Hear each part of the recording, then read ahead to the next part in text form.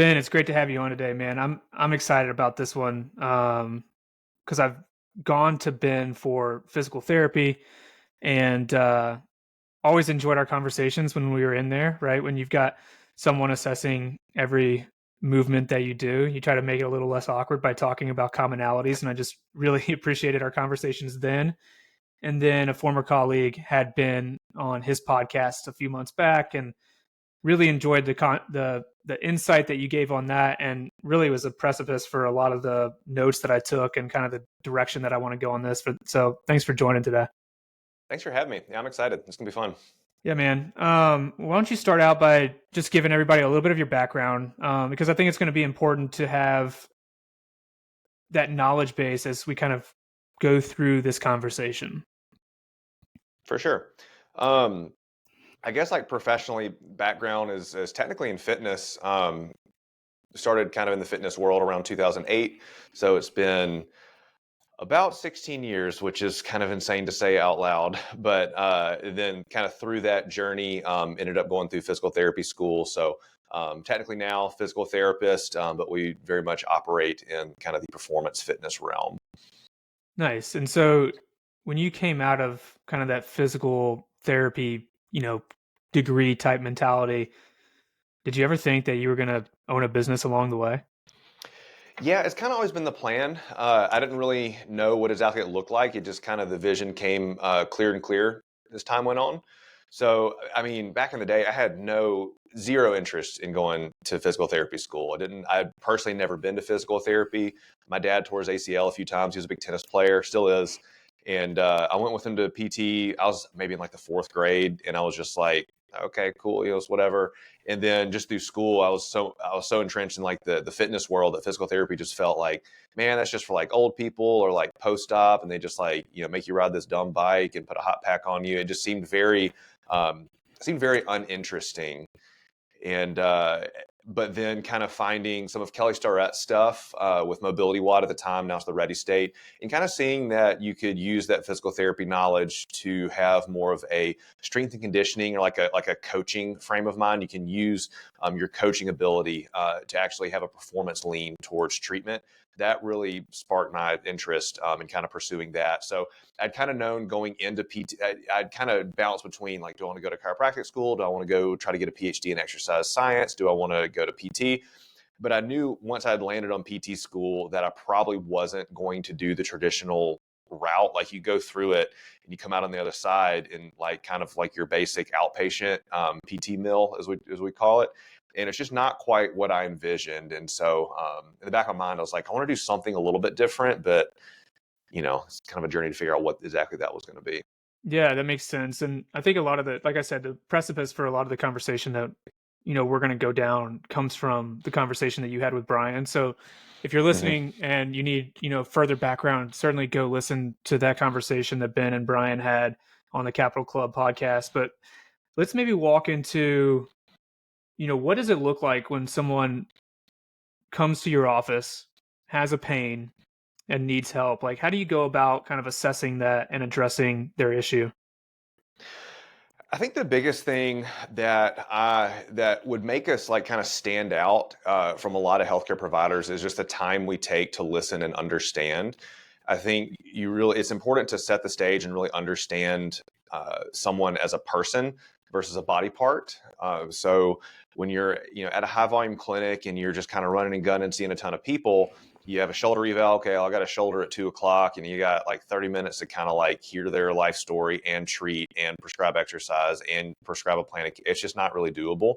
So you end up just kind of rushing people through. And so the biggest thing we do on the front end is just to listen to someone talk through what they're dealing with, more importantly, how it's impacting them. Not just like, what's the nature of your pain? Oh, it hurts, it's sharp, it wakes me up at night. But why is it important to you? Why do you want to seek treatment now? Because people have pain every day. I wake up, my back is sore, but I'm not seeking treatment, every single day. So it's really hearing like, what's the impact of this? How is that impacting you socially? What impacts it having on your life? And gaining a good understanding there is really big. So then we get them in, and day one's all about just trying to get to the root of it. We do a full movement assessment. We really take a look at how they're moving. We talk to them about how they're sleeping, how their stress is, nutrition, all those types of things, get to understand their training, what that looks like, their goals. And then we can kind of move into watching them move, taking them through a bunch of like kind of a battery of tests. We get into some manual therapy, and that gives us a good jumping off point for creating kind of a corrective exercise plan and a more like customized plan of care.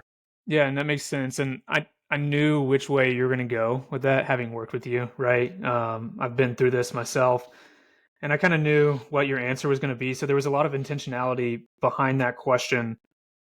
How does that relate to your business, right? So now you have your own physical therapy business. So like someone comes in with a pain, right? Hmm. And it's specific to that person. You're trying to assess what causes it, what maybe outside factors, right? Because if you have a shoulder pain, most of the time it's not the shoulder that's causing the issue, it's something else. Hmm. And getting down to that root cause and then addressing it through something that's very specific to them. And what I found is when speaking with other guests is that there's a lot of commonalities across what we do. And so my theory here is that in business, you have certain pain points, right? And what works for a friend of yours may not be what works for you, but there's certainly the ability to go through, assess it, relate back to that in some way, shape, or form, and find certain principles, and then move forward by assessing your problem in a way that is going to be most efficient for you. So when we're trying to figure out systems and processes, or like how are we going to shape a plan of care, or what color the wall is going to be, like everything we do is to try to align with that kind of mission, and what's the vision for the company, and how what's the so the mission for us is like, what do we want to do? Our vision is how do we want to do that? And then obviously values is what's the values we want to maintain while we're implementing that. So it's really one and the same for us. And so I think from a business standpoint, you have to have clarity on those so that you can move forward with confidence in whatever decisions you're making business wise, that's specific to your organization. Yeah, absolutely. I think that one of the greatest examples that I would have, as it relates to you is, you have a certain focus on athletes, and that doesn't mean that, they're all professional athletes. It could be someone like myself who is just likes to, what I would call recreationally be an athlete.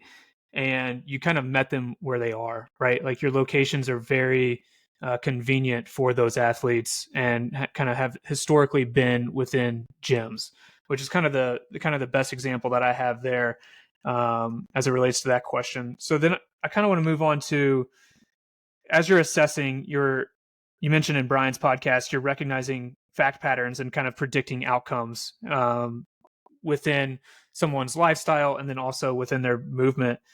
What are kind of the same similarities there that you see between health and business, between recognizing fact patterns and kind of and preparing for those outcomes, or shaping the outcomes to be overall aligned with your mission and where you want to go?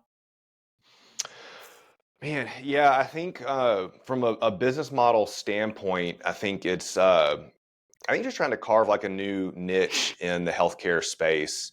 So when we look at the physical therapy landscape, it's very much like it's almost like a 6 weeks and you're done. Your standard plan of care is going to be 2 to 3 times a week for 6 weeks. I think that's too frequent for too short of a period of time. If we look at any like tissue healing charts, it's usually well beyond 6 weeks for even the most basic things. And so a lot of people will just kind of come in, do their quick physical therapy plan of care. Maybe it works, maybe it doesn't, and they move on. Whereas for us, again, going back to like the mission to achieve maximum impact, well, that's step number one for us is, can we achieve maximum impact for our patients in 6 weeks? Probably not. And so that starts to shape what our plan of care would look like, how we would see someone, and it starts to structure our customer journey where we really want to take someone and work with them very closely to help them achieve whatever their goal is. So whether they're an athlete or an active person, we want to be kind of their guide that they can rely on to help them achieve whatever goal that is, whether they're a runner or a CrossFitter. We're able to sit back and help them kind of troubleshoot. Oh, I'm not sleeping well at night. What are your tips for how I can sleep better? oh, my hip's feeling a bit tight and so I can't squat to death. My back is hurting. How can we troubleshoot that? How can we troubleshoot nutrition? There's all these different strategies. And that's, in my opinion, how we have the highest impact with our patients.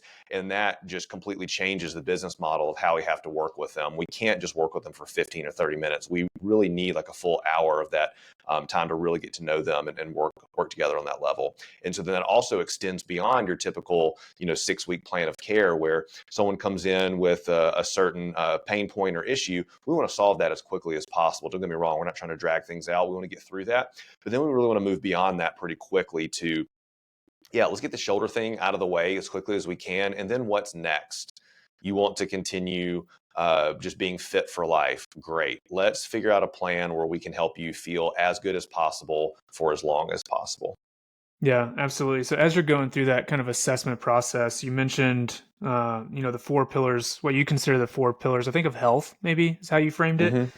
Maybe walk through what that looks like in terms of assessing, what are the basics that we can knock out that no matter who you are and the position that you're in, we need to address and make sure that we're covering. Those are kind of what I consider the foundation.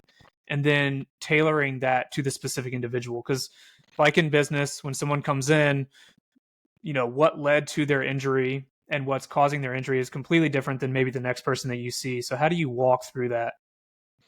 Yeah, I think especially in the physical therapy field, everyone wants to jump to the kind of the really specific, like sexy stuff, like, oh, my hip internal rotation is only this, it needs to be that, or my rotator cuff stability is here. But if we don't zoom out and say, yes, you're also getting 5 hours of sleep a night and you're overstressed and you're not eating enough. Those are much bigger levers to pull than if we just kind of do some manual therapy on their back. And so people come in with sort of this idea of, oh, I need this to get better. But really taking the time to talk with them about what their life looks like on a bigger scale, we can have a much larger impact going through those things. So our 4 pillars that we call for like leading an active, healthy life is sleep, nutrition, stress management, and movement. And so I was kind of saying everyone wants to focus on the movement part. That's probably the easiest part. We really like to look at sleep. How long are you sleeping? What's the quality of your sleep? There's a lot of great ways to track that consistently, so you can kind of get an idea of what your sleep quality is. What's your sleep hygiene look like? Is your room dark? What's the temperature? Do you use a sleep mask? Do you use a sound machine? What time do you wake up? What time do you go to bed? How does that fluctuate throughout the week?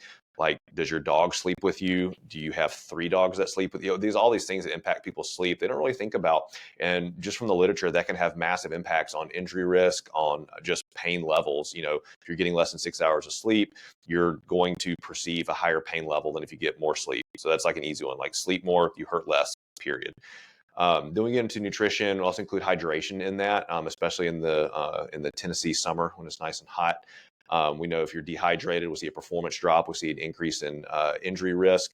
If you're not eating enough, if you're under fueled, that can also stress the body, increase injury risk.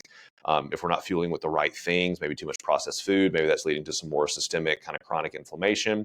Addressing that. And that's not addressing, I think we think nutrition is addressing like body composition, like, oh, we need to diet and lose weight.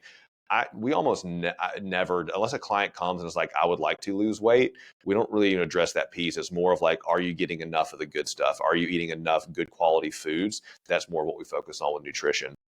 And then stress management is a really big one. And that's one that is a little more delicate. You really have to, we spend a lot of time talking with our staff members on how to have these conversations, and you got to kind of have time to build trust, because if someone's like mental health isn't great, if they're in a really stressful situation or a stressful phase of life, sometimes people just don't want to talk about that stuff. And then how you bring that up, people can just kind of shut down, whereas that could be the real key to getting them better. If you've got someone with chronic back pain for 5 years and they're in the situation where their stress levels are just completely out of control, that can have a major impact on their general sense of well-being, their pain levels. So that's a really big one that I don't think gets talked about enough. And then honestly, if we tackle those three, puts people in a really good spot. And then lastly, from that, we get into movement. And because we work with active people, movement's usually the least of the concern. Most of them are already meeting our physical activity guidelines. Maybe we tweak that. Maybe we're like, hey, we need to increase some zone 2 cardio. Maybe we need to start paying more attention to our warm-ups. But then we can get really specific too and get into like movement patterns, managing training volume, kind of what people think of as more traditional PT. And we do spend a lot of time on that. I don't want to minimize that. That is definitely the core of our practice. But I think what sets us apart and helps us have a higher impact is discussing those other three things. Yeah, absolutely. And I certainly saw that in kind of my own journey with you all. When I came to Ben, I was in my CPA days, was working, 90-hour plus weeks, 100-hour weeks in tax season, still trying to get into the gym on a regular basis and go, 100 miles an hour. And your initial thought is, I got in there and I deadlifted and I hurt my back. But when you really look down into the root cause, it was that I was, sleeping 4 hours a night, working and stressed out of my mind. And I think, you mentioned in Brian's podcast that one of the leading factors, I think you said one of the leading factors for um, association with back pain is depression, which I think is just absolutely mind blowing. Maybe talk about like, how do you have those conversations? How do you work through those problems? Yeah, definitely. I mean, more specifically, that's chronic low back pain. So that would be that kind of non-specific back pain that someone's had for a year plus that kind of came on gradually. They don't know what happened. Very different from like an acute strain, like, hey, I was squatting heavy, felt a pull, now my back hurts. But yeah, more of this, oh, this just hurts all the time, and it just doesn't really make sense. That's the back pain that we can work on. Maybe it feels really good during the session, but the long-term change, that maybe they've had difficulty making long-term changes there. And that's, you can't really lead with that one on the you very quickly, once you start to know what to look for and you've been doing it for a little bit, you can very quickly identify, okay, there's going to be a component of mental health in this plan of care. But in the first 30 minutes of meeting someone, you can't be like, well, I think you're depressed, that's why your back hurts. Like that doesn't It's work not going to very fly. well. No. And so I think it's just getting curious and asking questions and being really genuine around it. And that goes into, you have to build that trust and rapport, because people need to know, they need to really feel like validated, I think, is a big one. I've read some good books on like listening and validation and all of that. So when you hear their story versus, there's wild stuff out there, people just going to see a healthcare provider and they just kind of dismiss their pain, or maybe it's not making sense. They're just like, oh, it's in your head, or they think they're being over dramatic about it. So I think giving the person validation around like what they're experiencing, so they can kind of feel seen and understood, and that helps them. It helps people just be more open to listening to what you have to say once they know how much you care and how you're really wanting the best for them. I think that's really key, and you can't skip over that. And then you can just get into asking good questions. So like, um, I like to lead with like kind of like, hey, what they mentioned work, like, oh, what do you do for work? Like, oh, how is that? And if it's super stressful, usually we'll lead with that. You also will just kind of ask like, hey, when this pain started, like how are things going? Did you have something kind of stressful pop up? Was there like a tough life event? Is there things going on? I mean, I've had people that have had like deaths in the family that they'll admittedly have never processed, and that has led to years of back pain, and having to, and eventually you can get to a point where you're like, hey, I really think this is a strong piece, and we have a referral network we can refer out to professionals, help people talk through that.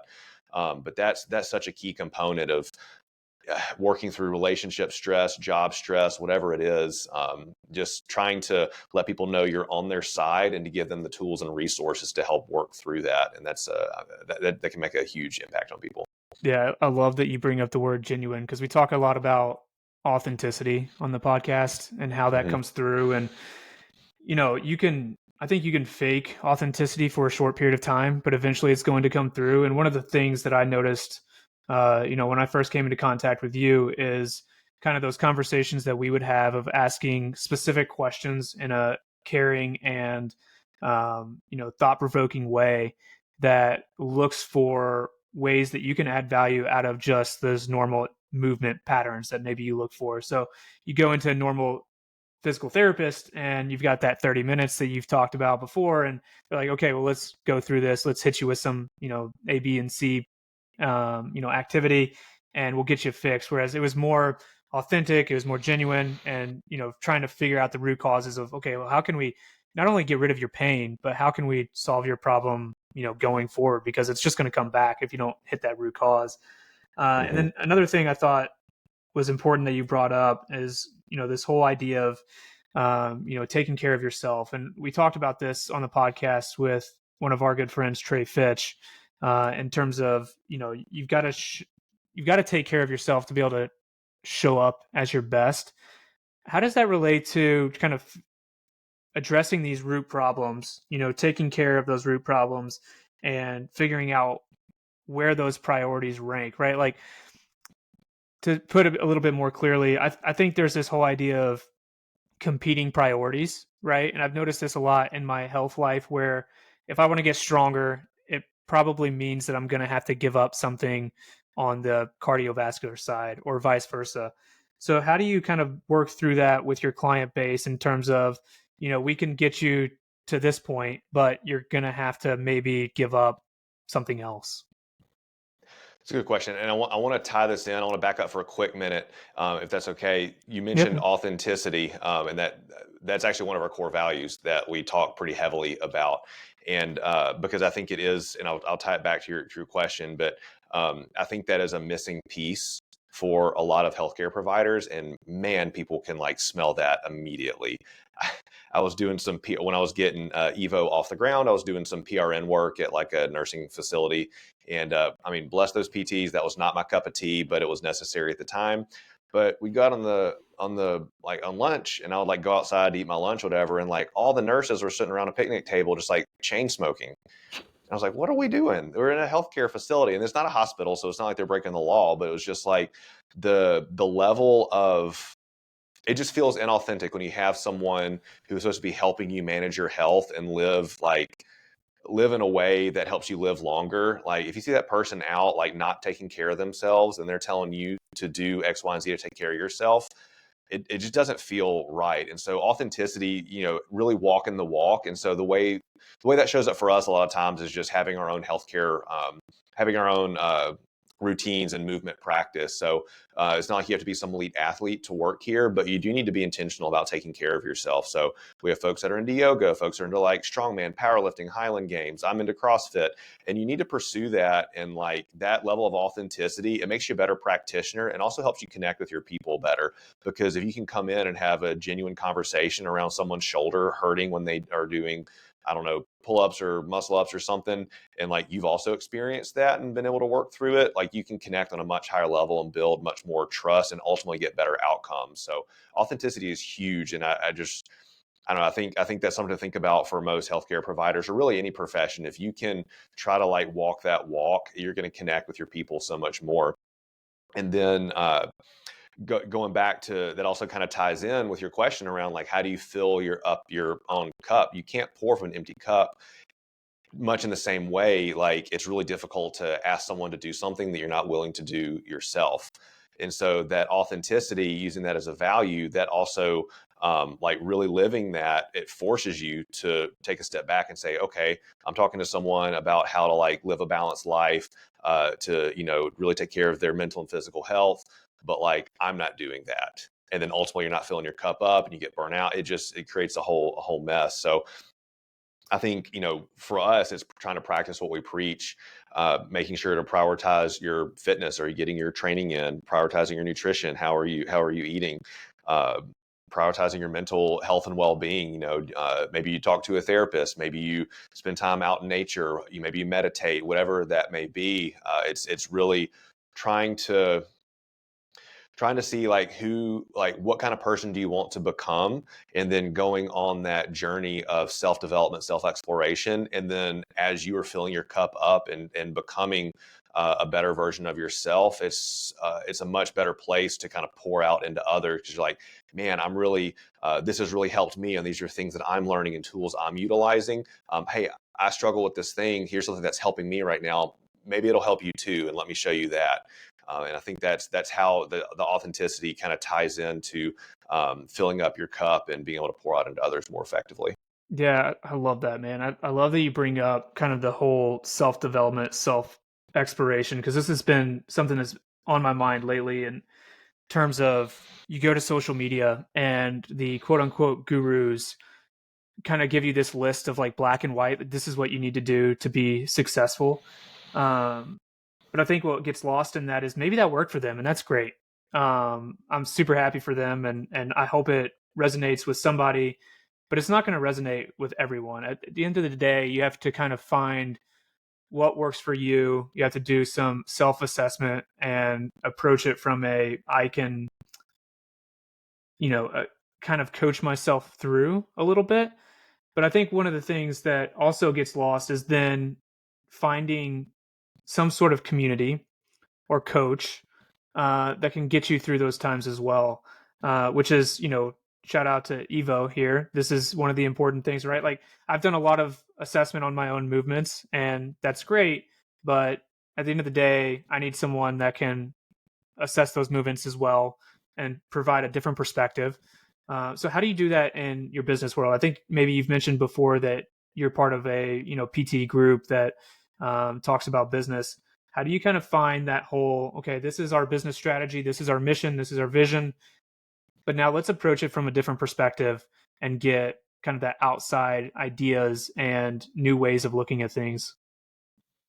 Yeah, I mean, I think uh, getting a coach, having a community, reading, those are all just like I hate to call them cheat codes because they're so obvious, but like that is like the turbo boost. It like you can overcome years of struggle. It's like why try to figure it all out yourself when you can just ask someone who's maybe further along and you can just cut 3 years of like pain and struggle out of your life. And I think doing that in multiple like facets of life.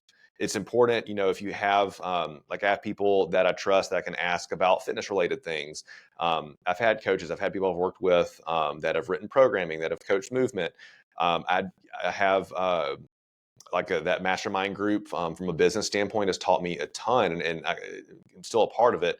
And that's been huge just for every stage of business. Like, oh man, I've got to hire somebody. I've never hired someone before. What do you do? What does that look like? And taking you through that. Oh, I'm going to open this new standalone space. How do you do that? How do you budget? What's the timeline? And so having like a community of people that have done it before or are currently doing it, or both, can talk you through things that they learned, lessons they learned along the way, give you things to look out for so that you can just make better decisions. Also having just like a therapist, like my wife and I would go to a therapist, and it's awesome. It's like having a coach that's given me so many resources for how to be a better communicator, both at home and professionally. And so like we're talking about like if you want to become someone who can run a successful business, you need to be really good at like having a team. How do you build a team? How do you develop a team? How do you nurture that team?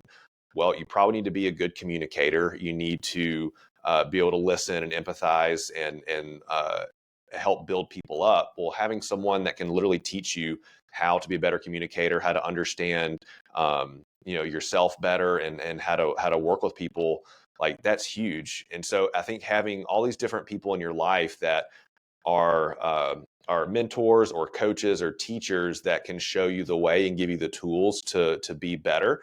That's just going to elevate you. And then having a community of people that are also doing it. That could be a friend group, trying to surround yourself with people that are interested in doing the same things you are. I love having friends that are in business in completely different industries, because you can just kind of you can discuss the commonalities, the struggles you go through, and it's really validating to feel like you're not alone in a certain thing.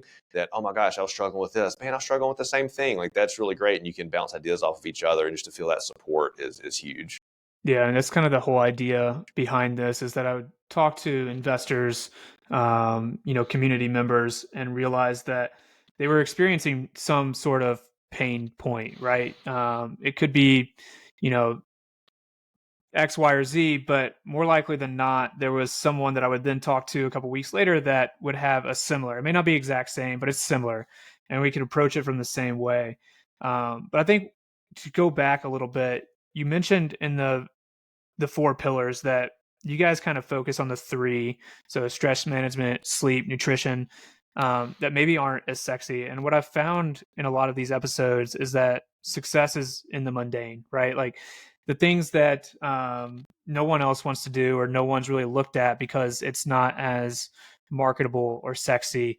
I think Brian Adams, on when I had him on the podcast, which was released this week, talked about like those that are successful, they may not be better at their offering of X, Y, or Z, but they're able to um, tolerate the pain points of that offering a lot better than what others do.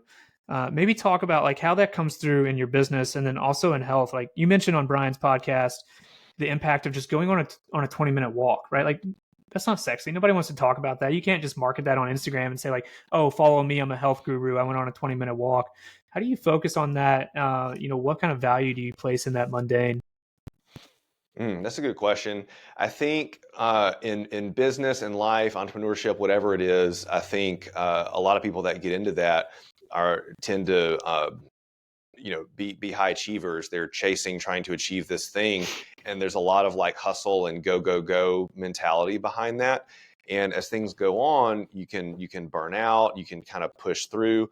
But I think even before the burnout or the pain from that, you can really just kind of sell yourself short in having that time just to slow down and think. That's a lesson I've really had to learn recently. Um, fun fun fact, I haven't told everybody this. A few people close to me know this. So when we were opening our standalone location this year, this is our first. So for background, a lot of our clinic sites have been like within other gyms, which has been a really great fit for us.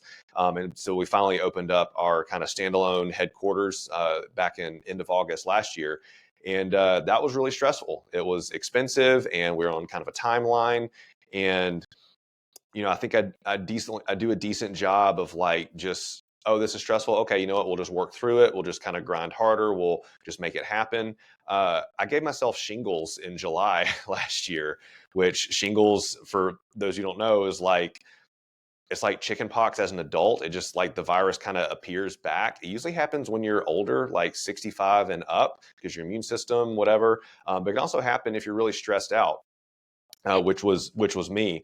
And so that was like I was able to push through the pain of feeling the stress just because I was just accustomed to doing that. But like my body was like, "What are you doing? You have to stop." And so like that, the resolution of that, opening it, kind of hitting a burnout point. After that, kind of October last year, it forced me to take a step back and reevaluate how I was structuring my week, my day to day. And I had a mentor kind of talk about this chart. Have you ever seen the matrix of the urgent important matrix? So like this task is urgent and important. This is urgent but not important, and so on. There's 4 quadrants. Well, Right. he introduced the idea of the thinking and action matrix, which was high thinking, high action activity, low action, high thinking activity, so on and so forth. And you can kind of start to chart how you spend your time in that quadrant. And going back, I went back and did this actually, and like most of last year was spent in the high thinking, high action category, which is a recipe for burnout, because you can't just think a million miles an hour and go a million miles an hour forever. Eventually, you have to stop and balance that out. And so I try to be more intentional with giving myself these times of low action, high thinking. And whenever I do this historically, like not only do I feel better, but that's when I'll make some of the best decisions or make the best moves, because I've actually given myself space to think. And that could just be sitting back, looking at spreadsheets, analyzing numbers, brainstorming, just daydreaming. That you get the creative juices flowing and you come up with some really good ideas that can really move the needle. And I think in business and leadership, and just day-to-day life, creating space to do that is so important, so that you can really move the needle. Because if you're going 100 miles an hour all the time, you don't have the space to really think. And I think you end up not doing your best work because you're just hustling. You don't give yourself the space to really think. So that could be going on a walk. There's a book called The Comfort Crisis that I just finished up, and they talk about getting out in nature, going on a 20-minute walk 3 times a week, how beneficial that is. Only if you don't take your phone. The effects were negated if you have your phone with you. So like getting rid of the device, going outside for a walk, 20 minutes, 3 times a week. They were more creative, they were less stressed. And so that can look a lot of different ways. But I think having that some sort of space like that on a weekly basis is super important. Yeah, I mean, I think that kind of relates back to taking care of yourself first. Obviously, it talks about kind of the mundane, and then kind of hits on a point which was going to be the next direction that I went that you mentioned. With Brian, is you can't rely on willpower, which I've Hmm. heard. through multiple of these podcasts. I think Matt Poppert a couple weeks ago, who said that what kind of kicks in when your motivation wears off, right? And it's kind of that same mentality of do you set yourself up for success? Do you put together processes, foundations that are repeatable, that will last throughout time when that motivation or that willpower inevitably wears off? Yeah, I think that's big, and you can really see it with like super high performers, like a Steve Jobs, or even like Elizabeth Holmes before she went to jail. I don't, if she went to jail, they would like wear the same thing every day. They would Yeah. wear this black. They wasted no willpower or decision making power on what they're going to wear that day. And so you can kind of structure your day to take advantage of that. Willpower is fleeting. If you make some big decisions, probably don't do it at the end of it, at the end of the day. I think they've also done some studies around like judges like issuing sentences, like how their judgment is at the beginning of the day versus the end, and there's a noticeable drop off there. So knowing that your willpower is finite, structure your day to take advantage of that, but then also like automate the things that that you don't want to use your willpower on. So like if you're Yeah. trying to eat better, don't figure out what you're going to eat right before it's time to eat lunch or breakfast. Like have that stuff like prepared ahead of time, ready to go. So there's no question there. There's no willpower. It's just automated. Cool. Here's lunch. Bam, done. Um, so I think getting creative and finding ways to do that is huge. There's two books, Power of Habit and Atomic Habits, are really good at like habit anchoring. So you don't have to use willpower to create new habits. You can just kind of tack them on. So you just create this systemized process for things you want to start to include in your routine more regularly. Yeah, I just listened to James Clear's masterclass. I don't know if you are a fan of masterclass or not, but Mm, he has a really great masterclass out there where he kind of dives into what he talks about in Atomic Habits, but it's more, being a video, I'm more of a kind of visual learner. And it really resonated with me a little bit more than what his book did. So I highly recommend that. I know you're a reader. You talked about it on your podcast with Casey Cox a few weeks ago, which I hmm had the pleasure of going on his earlier this week. What are your favorite 3 books that you recommend to any of the listeners? Oh gosh, and so I'll put an asterisk by this. All right. I'm an audiobook Okay. guy. I want to be a reader, but I love audiobooks because it's a net. There's no net addition to my day. I've got about a 30-minute commute to and from, and so that's the time that I'll usually will listen to stuff. Um, that said, the MVP last year favorite one was Outlive by Peter Attia. Mhm. I've been telling everyone about this book. If you are remotely interested in your own health and wellness, which I think everyone should be, it's fantastic. He's got a podcast called The Drive. He narrates his audiobook, and so he's easy to listen to. He's got a nice radio voice. It's a little technical on the front end. He basically goes through what he calls like the 4 horsemen. These are the things that basically end up taking us all out. So like cardiovascular disease, cancer, neurodegeneration, and metabolic disease. He goes through that and kind of lifestyle factors, medication, screening, all this stuff. That's really interesting. And try to, if you're really interested in like, how can I like make sure I don't have a heart attack? Like, how do you screen for like heart health when you're like 25 versus waiting until you're 50 to do it? But then his sections after that on fitness and nutrition and mental health as well are gold. He does some good job. He does a really good job of summarizing literature around certain fitness markers, which are really nice. So looking at things like VO2 max basically correlates with a longer life with no upper limit. So the higher VO2 max, the longer you're going to live, period. So if you want to, and not only longer you're going to live, the longer like your health span will be. So he kind of talks about lifespan versus health span. Don't want to live a long time. You want to live a long time and be functional during that. So that's a great one to check out. Other ones, I've really enjoyed Atomic Habits. I probably read that one a couple years ago, and that's just a great one to go back to.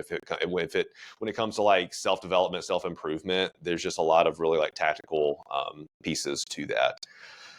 Other ones. I'm going to pull up my audiobook library and look. There's several in here that are really good. Actually, you know what? I'll give you one other one. This one is called "I Hear You." It's a book on validation. It's very short. It's a very easy read. This one's from my therapist. It's really great for relationships. Um, Also, like just professional relationships, whether you're working with clients or coworkers, and then also like your spouse or significant other. It's a really good book. Nice. I'll have to check. I hear you out. I've read Atomic Habits. I agree. It's a great book. And then I need to revisit Outlive. I think I just didn't get through that high technical portion, and Yeah. need to just power through it. I think it was one of those things where it put me in that high thinking, high action mentality where I feel like I'm in that all day, and Hmm. I didn't push through maybe the first section of it. But I've heard good things. I love following Peter Attia, and those are all three great options. So thanks, Ben. Really appreciate Yeah. you coming on today, man. Really enjoy watching your success and being a part of it. In terms of showing up when it's appropriate for me, and just really enjoy kind of watching you from the outside in, and seeing where you're going, and talking to just random people are like, hey, I found this great physical therapist in Nashville. I'm like, hey, I know him. He's awesome. So thanks for joining today, man. I know these folks could learn a lot from you, and we'll talk soon.